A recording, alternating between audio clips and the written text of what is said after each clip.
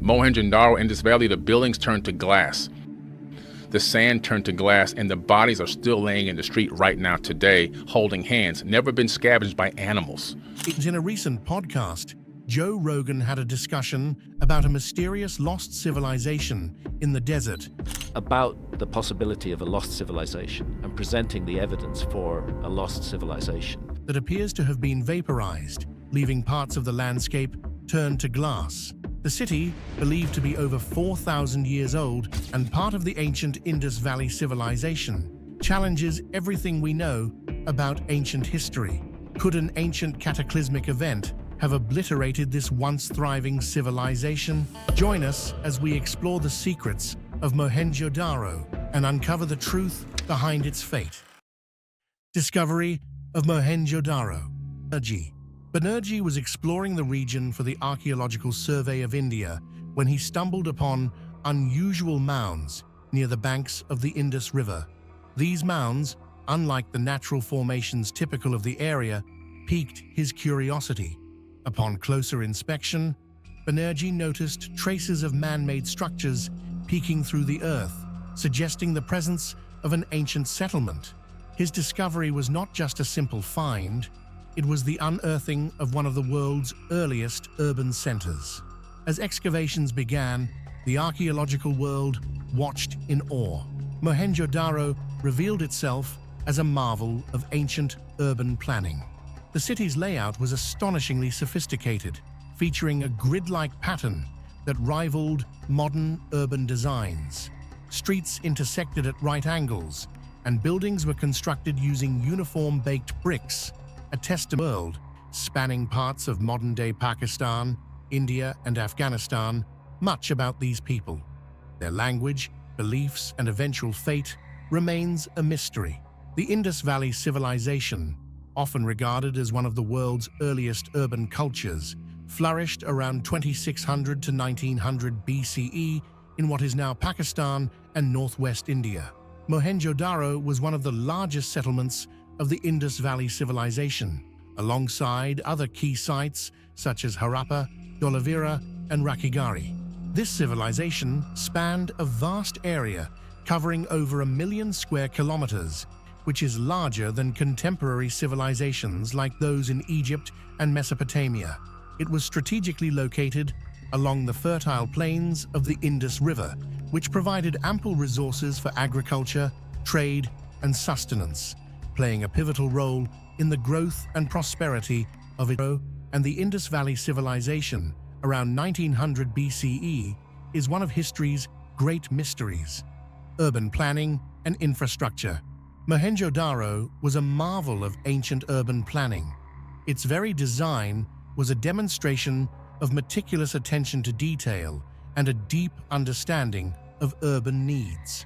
Unlike many other ancient settlements, Mohenjo-Daro was laid out in a precise grid pattern, with streets running perpendicular to each other.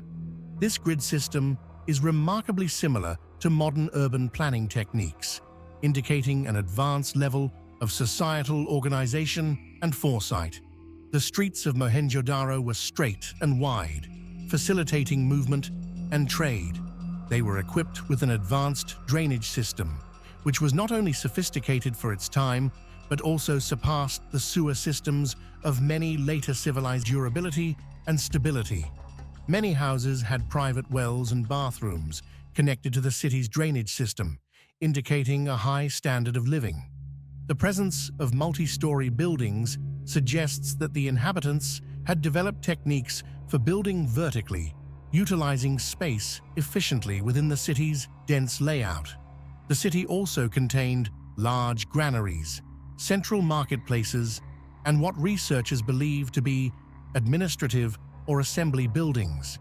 These structures indicate a well-organized economic system and a centralized form of governance.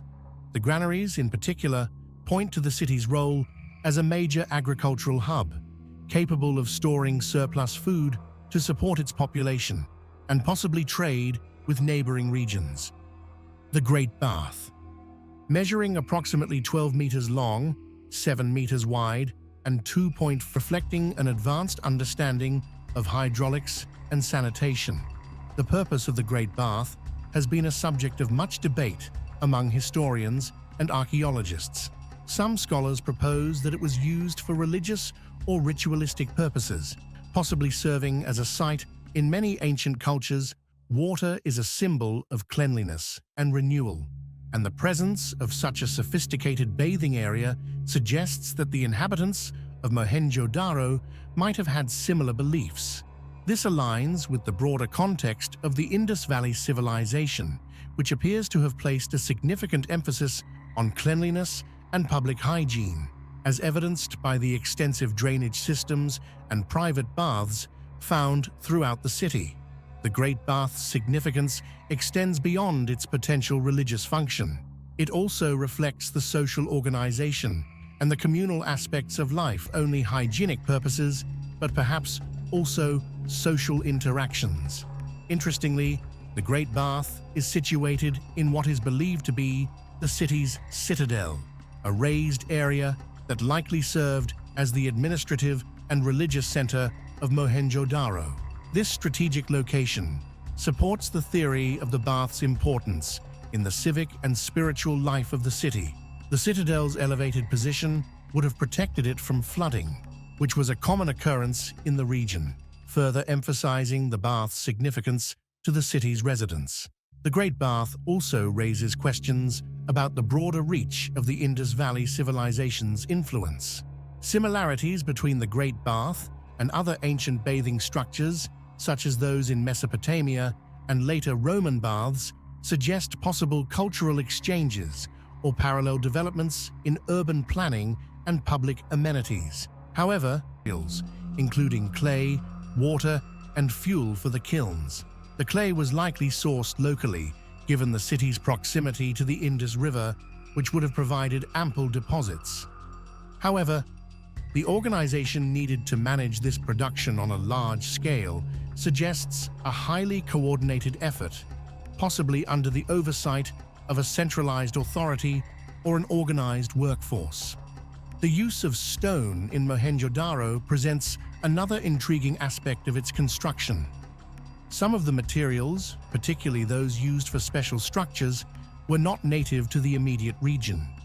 It is believed that stones were transported from quarries located over 300 kilometers away, a considerable distance given the transportation technologies available at the time.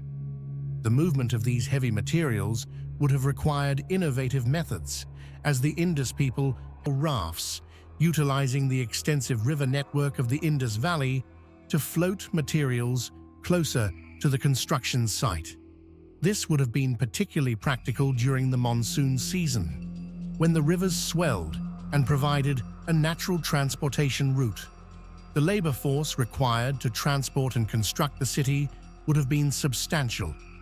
Given the scale of Mohenjo-Daro, with its well-planned streets, advanced drainage systems, and large public structures like the Great Bath, it is likely that a significant portion of the population was involved in construction and maintenance activities.